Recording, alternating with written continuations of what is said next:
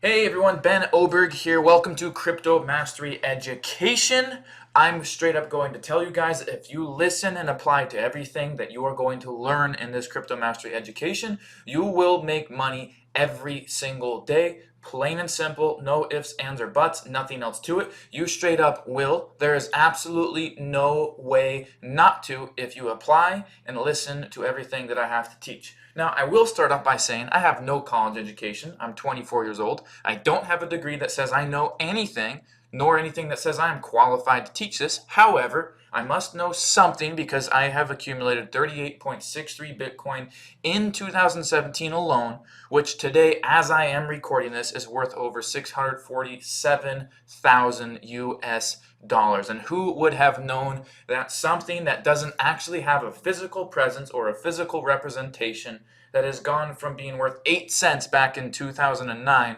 would be worth this much today? Absolutely amazing. So what are you going to learn inside Crypto Mastery Education? Why Bitcoin? The history and the application of Bitcoin. Setting up and securing your wallet. It's very important that you make sure it's secure so you can't lose Bitcoin, so you never lose access to your wallets, and so people don't steal it. There are ways you do have to protect yourself. The buying and selling of Bitcoin. And a lot of what we're going to be focusing on in here is what we call trading, day trading. So we're going to be talking about day trading, setting up and earning on exchanges, going over Satoshi value and candlestick science, which has to do with reading Bitcoin charts and understanding how they work. Basic trading fundamentals, different types of trading, trade strategies, and then we have this really cool thing called Bollinger Bands, which goes along with resistance and support. And this helps to identify when good times to enter and exit exchange markets are. And then we go ahead and move into advanced trading fundamentals, where much of it has to do with reading charts, identifying markets, and recognizing certain patterns that you can take advantage of in every single instance. Identifying and capitalizing on trends, and then of course, one of the most important things, when there are hundreds and hundreds, approaching thousands of different cryptocurrencies, how do you know which ones to invest in? What do you need to do when you are looking at research? What do you need to look at before you invest into a coin to know if it's a smart decision or if it's something you should stay away from? Setting notifications for increased profits. There's often times where, you don't want to make a full-time job at it. That's not what this is about. You should be able to do this at your leisure and be able to set it up in such a way where, say you're not at home, you're on vacation, or you're driving around in your car. If you miss out on a trade that could make you a Bitcoin, 2 Bitcoin, 10 Bitcoin, 100 Bitcoin, and you simply were sleeping, or you were driving, or you were on vacation, or you were taking a bubble bath or something, you want to be able to take advantage of that. So even having the opportunity to make money during your bubble baths is a good thing to do, and we're going to teach you how to do that. What about ICOs? With stock markets and different things like that, they call it initial public offerings. Well, when we're talking about cryptocurrency, they call it initial coin offerings. What to recognize what a good ICO is, what a bad ICO is. And then some people like to convert their Bitcoin into cash, which is pretty cool. You actually can do that. You can actually sell your Bitcoin and have it go right into your bank account within a couple days' time, and it's sitting right in there. So we'll talk about doing that, why you would want to, why you wouldn't, and then even being able to live your whole lifestyle on Bitcoin via debit cards. It's pretty cool. So moving on, there's me driving in my car, happy because that particular day I did make a 1.2 Bitcoin trade for 1.2 Bitcoin profit, which in today's money is worth about 20,000 US dollars. So let's go ahead and move on. So first of all, what is Bitcoin? The better question to ask would be, what isn't Bitcoin? Bitcoin is not a company. It is a standard protocol operated off simple mathematical rules that everyone in the network has to agree on. Okay, there was a gentleman by the name of Satoshi Nakamoto from Japan that said, look, I think I've solved this problem. Back in the 1970s, with Richard Nixon as president in the United States, the U.S. currency moved away from being backed up by gold. And since then, many other currencies followed. There's actually 173 different currencies in the entire world. Well, since then, there has been a problem with inflation. And so Satoshi Nakamoto said, look, I've solved it. And first people ignored him, then they laughed at him, and then they fought him. And then, as that saying goes, first they ignore you, then they laugh at you, then they fight you, and then you win. And that's actually what happened. So Satoshi Nakamoto says, look, I have solved this problem. I have found a way for one person to conduct business with another person without needing a bank involved or having to rely on a third party or having to deal with exchange rates or inflation or anything like that. And it took a little bit, but from 2009 all the way to here, we've seen a coin go from 8 pennies, 8 US cents, to over 19,000 US dollars. So not something to laugh at anymore, something to take serious. So Bitcoin is not a company, it's a standard protocol operated off simple mathematical rules that everyone in the network has to agree on. And once again, note, there's 173 different currencies in the world. So you have to also look at the problem that it solves. And first, before talking about that, think about this. When you go to a bank and you want to send a wire to another person, you're going to pay $30 and it's going to take 2, 3, 4, 5 business days. If it's international, you're going to pay more. If you go to swipe your debit or credit card on an ATM that is not the same as the bank that you bank with, well, you're going to pay a fee. You're going to have transaction fees as a merchant if you're taking payments from a debit or a credit card. If you want a cashier's check, you're going to pay money. There's fees. That's what I'm getting at. There's fees. With Bitcoin, you're eliminating that third party, aka bank, getting away from centralization and going into what we call a decentralized currency. Bitcoin is the first decentralized currency. It allows me to conduct business with you or vice versa without actually having to rely on a bank tell me if I can have my money, how many transactions I can have, and for that matter, banks seem to like having you go into debt. You know, if the money is not in your account, they'll still pull it so they can get a $35 overdraft fee on you. So these problems don't exist in the Bitcoin world. Bitcoin is the first international currency. So rather than having to deal with inflation, when governments say, oh, there's not enough money, let's print more, thus driving down the value of the dollar or of the euro or of the British pound, you don't deal with that because Bitcoin is an international currency. It's an entire network. Every single participant in the network has to agree when a transaction is taking place.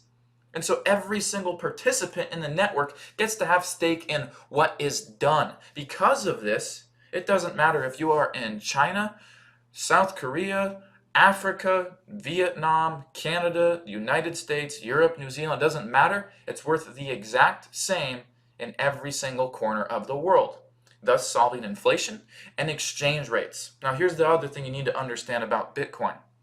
39% of the world's population does not have a bank account. And if you want to get technical, that's over 3 billion people. Now, of course, out of 3 billion people, some of them are still chilling in a crib and are 7 years old or 12 months or 7 months or just newborns or under 18 or whatever. But there's a large portion, nonetheless, there are billions of people on Earth that don't have bank accounts simply out of the premise that they can't afford to bank. And so Bitcoin solves that. If you want to take $5 out of an ATM machine, you can't. You can't take any less than $20 out. Well, with Bitcoin, you can send and receive as little as a tenth of a tenth of a tenth of a tenth of a tenth of a tenth of a penny. You can send and receive whatever amount you want, and you're not going to pay fees anywhere near what a bank or a centralized department or a centralized authority, an entity, would charge.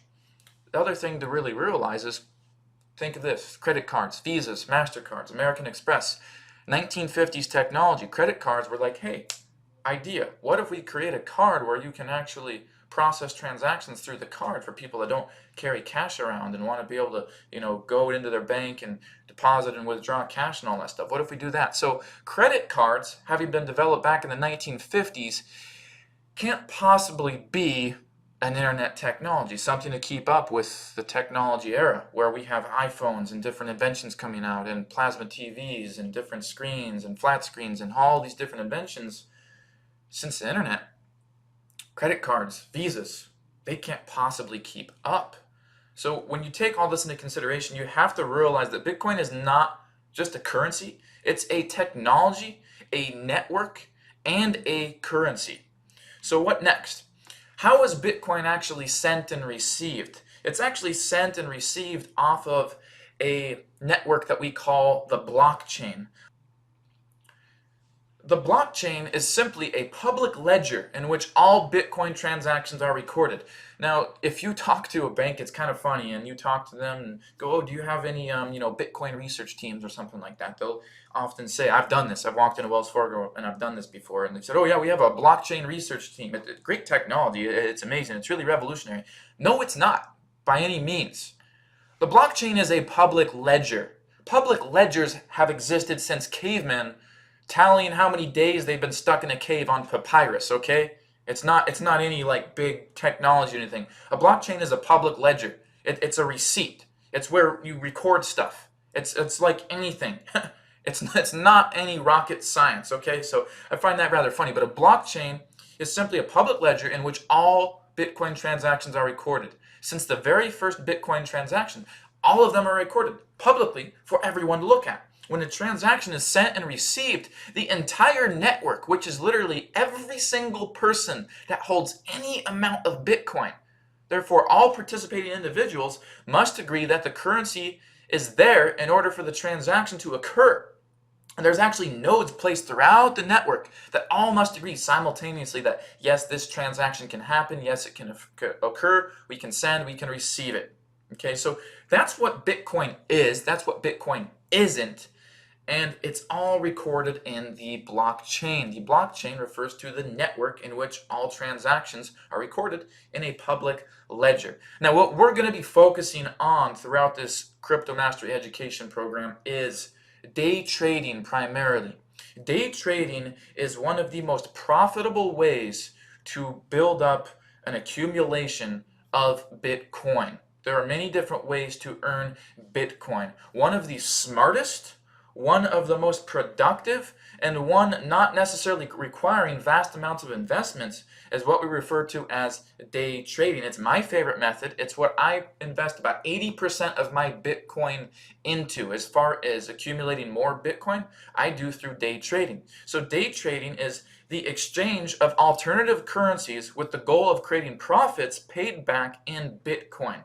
So since Bitcoin was initiated, since Bitcoin was invented, all currencies incepted since the invention of Bitcoin are referred to as alternative coins or altcoins. So Bitcoin came out, and since then, there's literally hundreds, if not about maybe over a couple thousand different alternative currencies now, and there's new ones coming out every day launching on what we call these exchange platforms where you can buy and sell alternative currencies and get paid back in Bitcoin. So what we're going to be focusing on throughout the rest of the training is actually day trading and how you can profit from that. And going up back to these bullet points here, once again, you're going to be learning how to get set up on the exchanges, Satoshi value and candlestick signs. You're going to be learning all the basic through advanced techniques that, once again, I have to promise you guys, I have to guarantee that if you do and apply everything that I'm teaching in this training, you will have massive success. It's plain and simple. You will have massive success. Now, I'm not going to tell you how much to invest or what to invest and different things like that. That's obviously up to you and your own discretion and what you are comfortable with. But bottom line, if you take this information and you are smart about it and you actively apply it, you will win. Now, one other tool that I want to show you real quick before we get in here is a really cool website called fiatleak.com. So you can come to the realization just how big, just how volatile, just how massive and important Bitcoin is. So let's go ahead and take a look at Fiat Leak. So I'm in here on fiatleak.com now, and you can see you can just go to fiatleak.com. And something to remember real quick is fiat refers to government issued currencies. So you're talking about stocks, bonds, cash, checks, cards, anything that is government issued or government regulated, we refer to as fiat currency. So as you can see, we haven't had this screen open for more than 20 seconds. We can already see that 14.9 Bitcoin in transactions has occurred today, now 15.7, now 19.5, and so on. And if you look down here, you can see all these different countries. This is the US dollar, this is Europe, Japan, Canada, British pounds right here, CHF, Australia. You can see all of these different currencies in here and the volume that they're producing. So right now you can see US is just taking the cake right now and running with it. You can see they're producing a lot, and you can see a couple other countries as well. Not so long ago, it actually used to be China that would produce the most in Bitcoin volume every single day, and we were second place to them. Now in the United States, we do obviously quite a bit. Look at this. We've had it open less than a minute, and we're 35 Bitcoin in volume today.